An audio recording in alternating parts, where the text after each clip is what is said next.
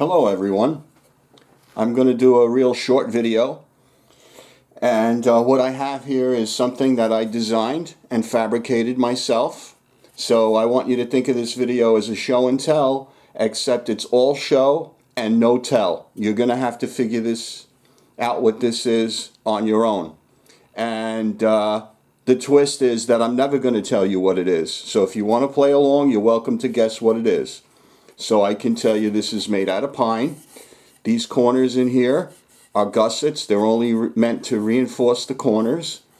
The space inside is just as important as the overall shape and design of the item. This is unique.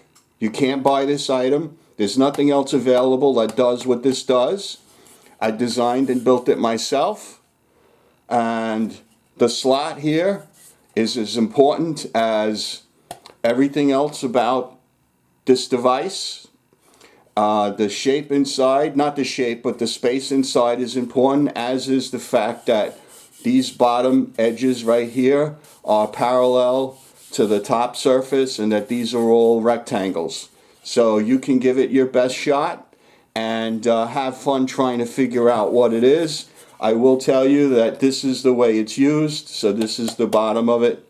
This is the top of it.